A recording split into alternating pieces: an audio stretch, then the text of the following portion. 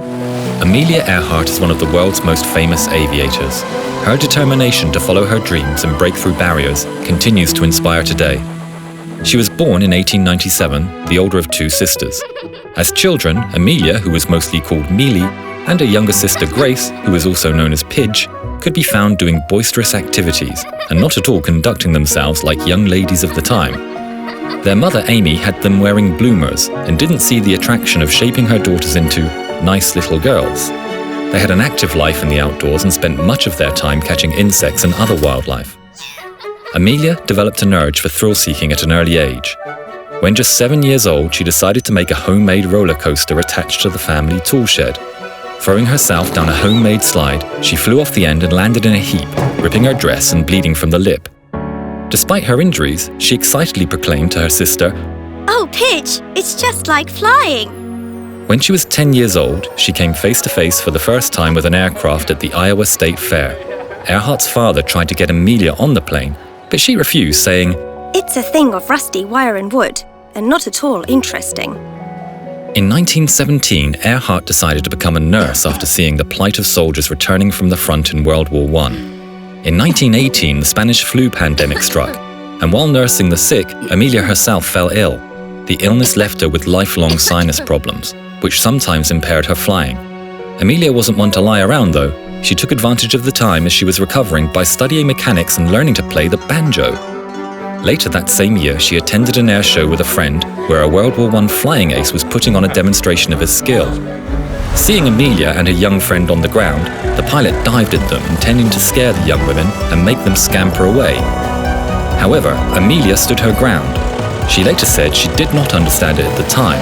"But I believe that little red airplane said something to me as it swished by." She became passionate about learning to fly. Saving and borrowing money from her mother, she managed to get $1,000 to enroll in flying school and took her first lesson in 1921. She was taught by another woman aviator, Anita Snook. To fit in with the other women pilots, Earhart cut her hair short and wore a brown leather flying jacket, which she slept in for 3 nights, so that it didn't look completely new. 6 months later, she bought her first plane. It was a second-hand Kinner Airster, which she named the Canary. That same year, she set the women's altitude record by reaching 14,000 feet in the Canary. After the financial crisis in the 1920s, money was tight, and she had to sell the Canary and took up work as a teacher and a social worker.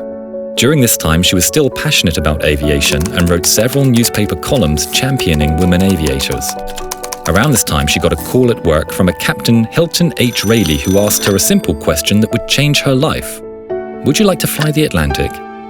She was only to be a passenger on the flight, but it still made her the first woman passenger to fly across the Atlantic.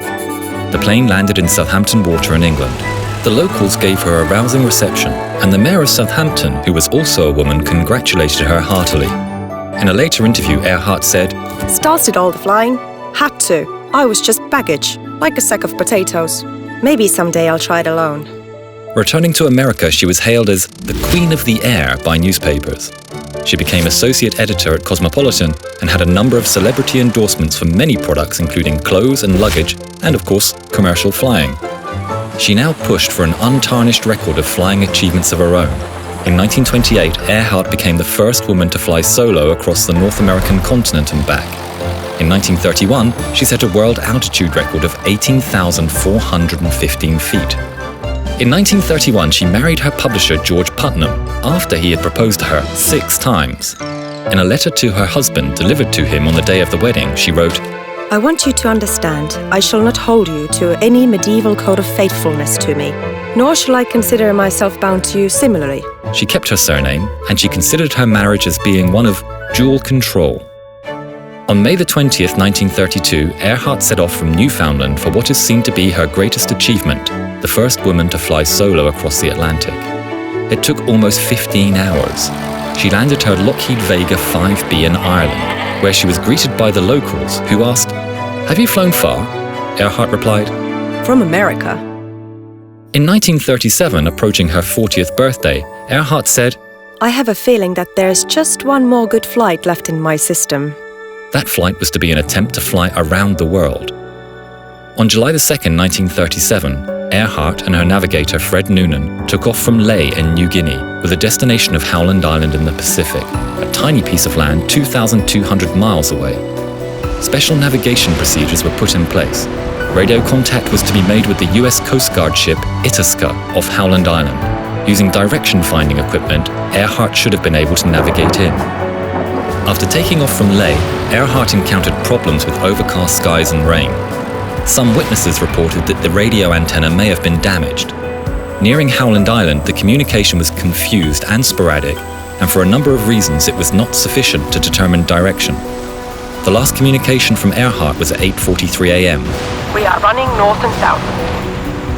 The Itasca began a rescue after she failed to land on Howland, but nothing was found. On January 5, 1939, Earhart was declared legally dead. No trace of the world's most famous female pilot, her navigator, or their plane has ever been found.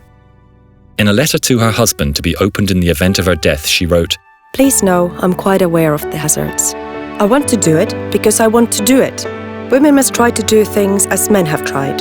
When they fail, their failure must be but a challenge to others.